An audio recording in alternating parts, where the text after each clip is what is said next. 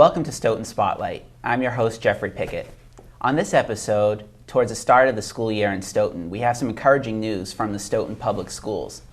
Over the summer, Stoughton High and its building project got some good news from the Massachusetts School Building Authority, and just a couple of months later, the school district gets encouraging news from the state with its MCAS scores. Improvements in the MCAS test throughout all grades have catapulted Stoughton from a level 3 district to a level 2 district, with 4 of Stoughton's 7 schools now placed in level 1. We'll explain the meaning and the significance of all of this over the next half an hour with our panel of Stoughton school administrators. Let me introduce them to you. We have the Superintendent of Public Schools, Dr. Marguerite Rizzi. We have the Deputy Superintendent, Jonathan Ford, Stoughton High School Principal, Julie Miller, and the Principal of the Gibbons School, Lynne Jardin. So thank you for joining us today. And again, it's encouraging news at the start of the school year. The state released its 2014 spring MCAS scores on September 18th, I believe. And Stoughton, for the first time since the new rating system came out, is a level 2 school. Stoughton had been a level 3 school prior to that. So can you just start off explaining what that means? The rating system, schools are ranked levels 1 through 5, and kind of the significance of this. Happy to. And we're happy to be here with you today. Thank you. When, as everybody might remember, for years there was a system in place that was came down to us from the federal government, known commonly as No Child Left Behind. And one of the things about No Child Left Behind was by 2016 everybody had to be proficient, and the state asked for an opportunity to get a waiver from that system and go into our own system. So they developed a 5-tier system for schools and school districts, 1 being the highest level and 5 being the schools that are most underperforming.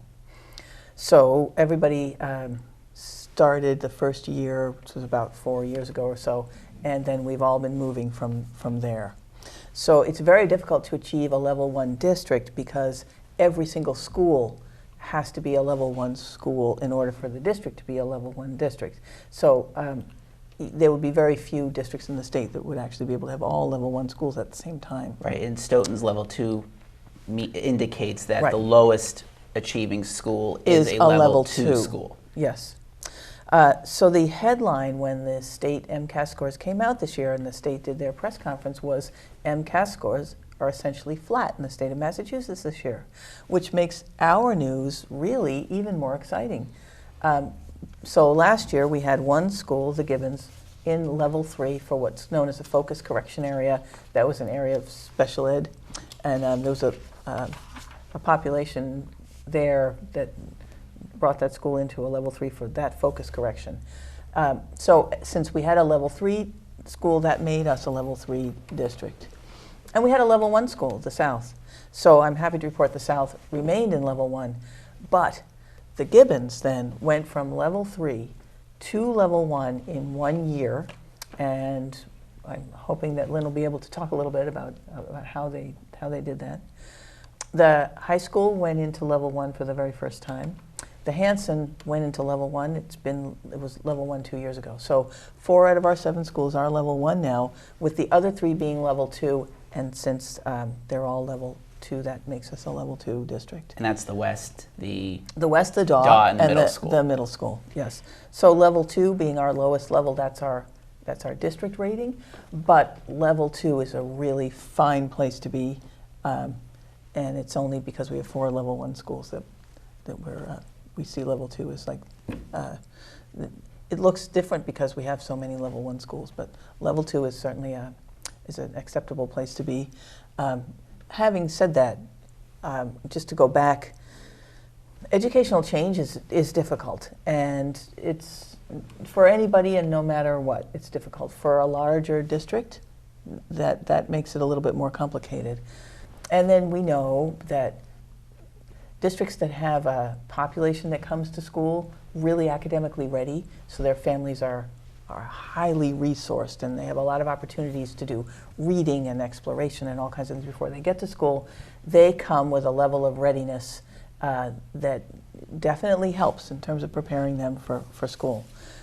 So in a community where we have more of a moderate income level, to be able to get to the same level as districts that are generally considered extremely highly performing, for our students and our teachers, that's really a tremendous, tremendous accomplishment for them.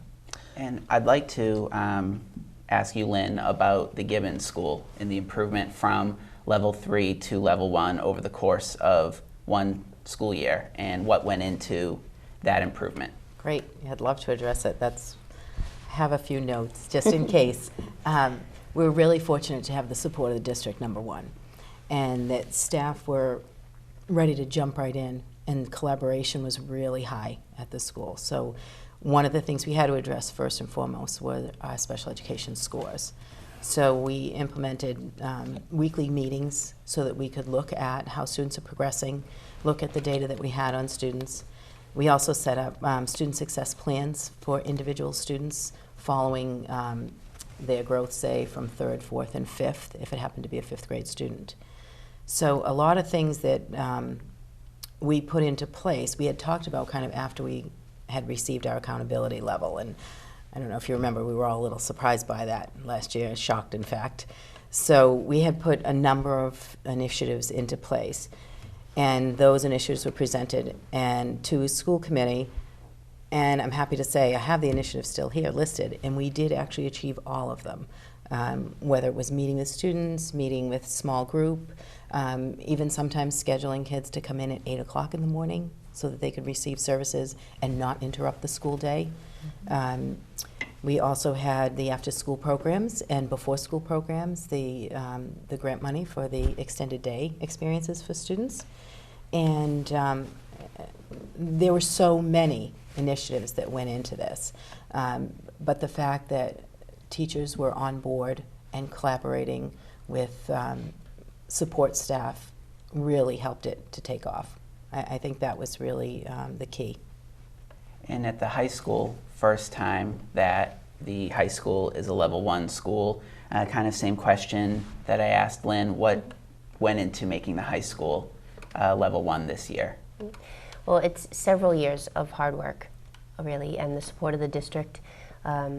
We have been, for this year, we targeted, or the past year, we targeted particular groups of students based on our results from previous years, really coordinated. We have the Academic Support Grant 632, and we changed the coordination of it this past year to really target very specific students. You'll see from our scores that all of the general population, all students, and our high needs populations both met their targets this year, which is a big accomplishment for us. We have been targeting our graduation rates and our dropout rates, both which have been either increasing or decreasing appropriately and steadily.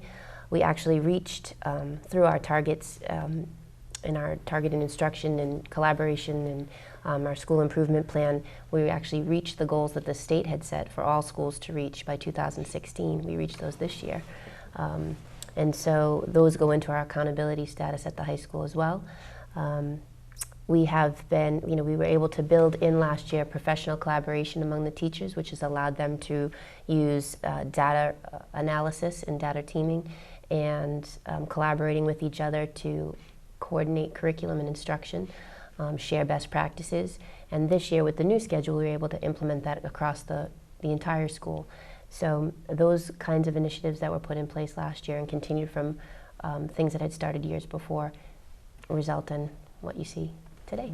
And Julie and Lynn, you're both former teachers in this school district, as in the schools that you're now principal at. And so just kind of explain the role of the teacher and the student in this process, in both of district-wide and in your school specifically, in these gains in the MCAS scores. Okay, so for students, really making parents aware of the progress that their student is making, and having the teachers working with the students, even looking out for them, like when we're looking for students for the before and after school programs, we sit with teachers and we identify the students that we see as having challenges, and then contacting parents and kind of working it out, because in some cases you're asking parents to drop their students off at 8 in the morning, which may not be convenient, or to pick them up at 3 in the afternoon, or sometimes we have after school help that is at till 3:30. So everybody kind of has to buy into it in order for it to be effective. So it's interesting, having worked with the staff, you kind of know different staff members, their different styles. Even when placing students in the spring, you look at what personalities match student learning styles, so that you're really kind of customizing who they have for their education and helping them succeed in that way too. I would echo a lot of what Ms. Jardin has said. At the high school, it takes a lot of buy-in from all the different stakeholders, the students, the parents, the teachers. For our faculty, they're very eager to see improvement. They know that we're achieving at a high level, but we can always be better. So they are, pushing themselves and each other to be better than they are currently. Our students, they need to buy in as well. At the high school, it's a high stakes test. It's a little different for them, and so we're doing everything that we can to encourage them to try their best, to be in school.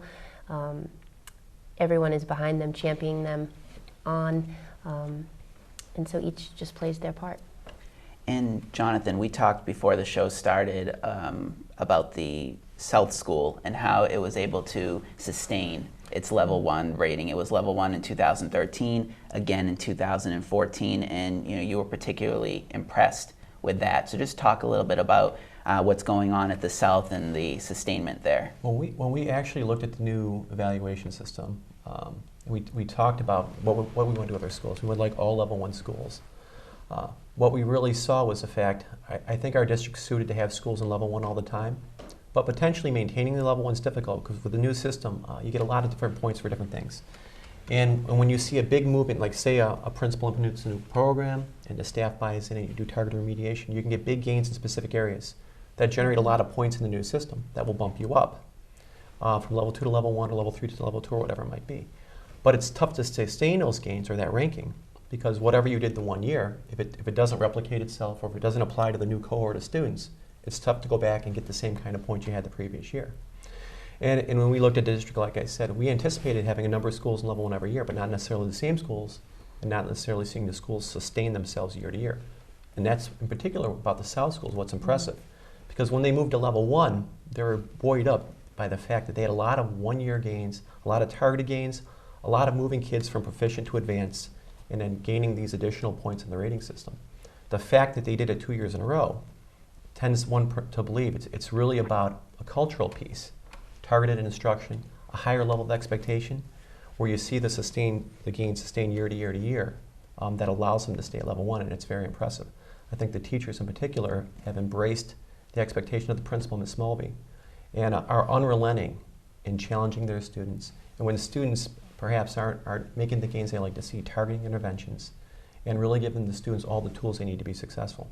I think something worth mentioning is a number of years ago, we did a study at one of our elementary schools, and we looked at the relative progress of students that are in Stoughton Public Schools from kindergarten through 5th grade versus students that move in from other school districts. And what we saw is if a student starts in the Stoughton Public Schools, when they hit the 3rd grade, they're generally proficient in everything, and the proficiency increases to exemplary as you move through the ranks. And we really didn't have any problems with any of our kids that are starting kindergarten and working their way through with attaining proficiency. And where we saw issues that we need to address, and where we needed to target things, were kids moving in from other school districts that potentially don't have the same skills or don't have skills aligned to what we do here in Stoughton. And that's when we started targeting specific funds for mediation. Mm-hmm. So it's not just something where the principal says, I need a little help here. It's like, we're going to give you funds, design a program to target specific remediation or additional instruction to kids that have additional learning needs. So it's not a random thing anymore. And for instance, at the Gibbons school, after we do our initial benchmark testing, the principal already has a plan in place to identify kids that are struggling with the beginning of the year benchmark and get them help right away. So nobody's ever falling through the cracks We're never waiting until December to say, well, we need to get some help here. We actually get help put in place right away, before school, after school, or however it's best targeted for the student. And then we come back, we do progress monitoring every 2 weeks to ensure the fact that students are making progress. And when we get to the winter benchmark, we repeat the entire process again. So parents in the school should know that at least twice a year, every student is evaluated in math and English. Anybody that's not making progress with their peers is identified, additional services are provided, and then we track those services to the next benchmark. So I think it's a quite remarkable system. And I think the principals have done an exemplary job in putting this whole piece in place. Now, looking at the data district-wide, whether it be a specific grade level, a specific subject, or a specific subgroup, is there a particular score in the MCAS that really pleases you? You saw lots of improvement in that really kind of illustrates this improvement year over year. Yeah, it's actually, I mean, the state said the scores were flat. In our elementary ELA, we had unbelievably high growth. Yes. And we were nervously awaiting the elementary ELA scores because we piloted a new program last year that we created ourselves. Yes. And there's always a risk of doing it yourself, because ultimately if you buy a program and the program doesn't deliver, you can blame the program. If you do it yourself, there's no one to blame. But and we actually, if you remember, a couple years back, we restructured to get the new curriculum specialists.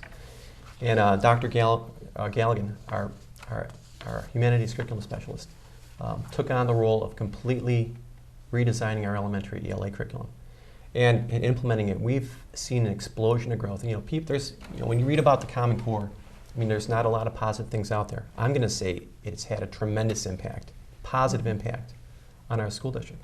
And it's allowed us to build an entirely new curriculum designed by our teachers and by our administration. And it's been an incredible experience, and it's just going to get better. And you can see that when you look at the scores in the reading and the English language arts in the elementary levels, above the state average, and a year-over-year growth as well from 2013 to 2014.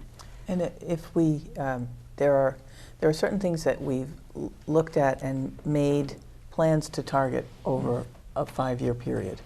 And one of the most important things for students to learn, but one of the more difficult things to teach, is the art of writing. So it's difficult to teach students how to write well. It's very, very time consuming. But when you learn to write, you're also learning to think. And you're also improving your reading. So the reading and the writing feed each other. So for several years, we've had teams working on an extremely sophisticated writing program from elementary all the way through secondary. And it's taken a little while for it to get hold and for students to have it for a few years. And then some of the things that are good about the Common Core curriculum, it does actually emphasize problem solving and creative thinking and higher order thinking in ways that have always been good, and that good educational systems always emphasize those things. And there are things in the Common Core that we were able to pick up on for our curriculum that we can emphasize that. So you add the writing and the higher order thinking, and then a few years of getting it under everybody's belt. And we also, so Mr. Ford's talking about, we get assessments, we can see how students are doing, and we can respond to that right away. But the reason we can respond to it is because the teachers have learned through our curriculum specialists and the leadership of our principals how to take that information, look at it, and know from what they're seeing what to do to actually make it better. Because you can see results on a test but not necessarily know what you would do to get an improvement in that area. So a great deal of professional development, and our teachers have just put so much work and time into becoming members of a professional learning community where they can sit down together, talk about this information, and then pool their resources and their ideas, which is the same thing that we do at our leadership team level. We have 8 principals, and everyone pools their ideas. So there isn't going to be a good idea in one school that doesn't get shared with the people in the other schools as well. And as we start to wind down, time-wise, we're under 9 minutes. 3 topics I'd like to hit on before the end of the program. The first being, we talked about areas that were really encouraging score-wise. I'd like to talk about areas that you are targeting for improvement this year. I'd also like to touch upon that the fact that MCAS may be a thing of the past, moving to an exam called the PARC exam, and to discuss a little bit about that, and then also to touch upon briefly the Stoughton High School building project and the status of that while we have Ms. Miller here. And so I guess we'll kind of rapid fire. We'll start off with where are you targeting some improvements? You look at the scores, and for the most part, Stoughton, when you compare them to other schools in the state, top third or so in the MCAS, some areas top half, and you look at the subgroups, making improvements, but there's still some categories where improving but not meeting the target yet. So where are these areas that you're looking for this school year to target for improvement? Sure. At the elementary level, we put a ton of emphasis on developing the elementary ELA piece. Yeah, we piloted the new program last year. It was a lot of time and effort to get it in place. And what we'd like to do this year is come right back around to mathematics. Because we have put so much emphasis on ELA, we'd like to swing back around to math. It's tough to continue to perform in an area when you're putting in a new program. And we really believe that now that that piece is in place, we can start targeting the math area and get the same kind of growth that we saw in ELA. And that is the only area in elementary that in 4th and 5th grade that this district performed below state level in the MCAS. And we actually expected that because with the new program, it took a lot of time from the teachers to get it right, to figure it out. And although we did lose a little bit of ground in the mathematics, and we didn't really lose ground, we just saw a fluctuation, acceptable fluctuation in scores. It's dramatically offset by the huge gains that we saw at the ELA, on the ELA scores. So overall, we made a big gain in what we saw last year. We hope that this last year in ELA, we hope to replicate in math this coming year. So, and that was completely expected. At the middle school special education, we're in the process of restructuring that SPED program. So this is the year where we actually pull the restructuring all the way through the school. And we expect to see, as that piece plays out, some significant gains. And at the high school, I don't know if Ms. Miller would like to talk about well, that. I would like to say that at the high school, the English language arts, 100% of the students passed this year, which was excellent. And although we had a high passing rate for math as well at 97%, we do have the lowest growth for math. So one of our focus areas is mathematics, similar to the elementary school. Although we're high achieving, we're not growing as much as we should be, in particular in our special ed population. And so we'll be targeting that population as well. All right, so moving on to the PARC assessment, and we spent a great deal talking about the MCAS scores, and will MCAS be offered this year in the Stoughton schools, and what's the status of the assessments being given in the 2014-2015 school year? Well, we're rolling out the PARC assessment this coming year district-wide. So from 3rd grade through 11th grade, we are offering the PARC. The one exception is 10th grade will still offer the MCAS. You still need to I pass should that. say, and let me say, this is for mathematics and English. Yep. So we still have to offer the 10th grade MCAS test because they are required for the competency determination the student needs to graduate. Right. In science, will still be the MCAS because there isn't a PARC equivalent at this point. But I think this is a great opportunity. I'm glad the school committee chose to go with this right away because it gives our teachers the ability and our students to understand the test and make the adjustments necessary before the scores actually become part of the evaluation system. So I like the idea that we're going to have a couple years under our belt before the scores count for more than district accountability, but are also a component in teacher evaluation. And is MCAS going away? Is PARC the assessment of the future? Well, while it has been voted by the school board, I think it's safe to assume that this is where we're going. Is this a state thing or is this a district choice? It's moving to the state. The State Board of Education is going to have to vote to adopt PARC formally, and they have voted to pilot it and to have a number of districts pilot it. But all indications are that this is going to be the new system that the state will adopt.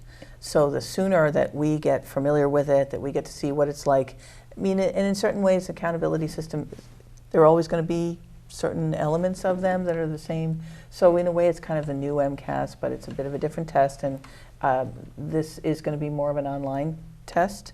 And a lot of districts have not chosen yet to start working with it because they don't have the technological capacity. We do have, and we've seen even with individual students taking tests, like the more times you take the SAT, the better you do at it. So the more times our students have chances to get an opportunity to work with Park, the better they're going to be. There's just a test familiarity that helps students do well. So there'll always be some combination of tests for assessment that compares us to the other districts in the state and in some ways in the country and in the world. And this is just a kind of a new variation on that theme. And as we wrap up, let's just get an update on the Stoughton High building project. Over the summer, some good news from the MSBA, the Massachusetts School Building Authority, had said that you passed the requirements of the eligibility phase and can now move on to the feasibility study. The funding, of course, has already been approved by town meeting a couple of years ago. So just touch upon that a little bit, where this project is now. Sure. So there are a few things that we have to complete before we can actually go into the feasibility study. The building committee has formally met and organized. We have completed our request for services, which allows us to select the owner's project manager, and then the MSBA will select a design, designer project person. I'm not exactly coming up with the exact phrase. They'll select somebody, and as soon as we have that team in place, then we can move into the feasibility study, which, like you've said, the town has already set aside the funding for. And now what's the timeline for the owner's project manager? So we would be looking to be receiving applications for that and reviewing those in November as a building committee, and then have the opportunity to interview those candidates and select one. And from there, how long until a feasibility study is drafted? I believe it would move pretty quickly. We have a pretty impressive timeline that has us potentially ready for identifying how we will proceed by the fall of 2015. And by that, picking which location might be the best, whether it's renovation or rebuilding. Exactly. And then at that point, would it come to a question of funding? It would. I mean, I would imagine they would have to have a town meeting, would have to have a vote, and then it would have to go to the public to determine how we would fund it. So this school year, of course, very pivotal in this project, and we could be looking at, by the start of next school year, some possible designs for a new high school. We hope so. And briefly, the impact on the district. You have the improving scores, a new building potentially coming down the road. Just the meaning of that. It's very exciting. I had the pleasure to announce the scores to my staff, parents, and students on Friday, and the response has been tremendous.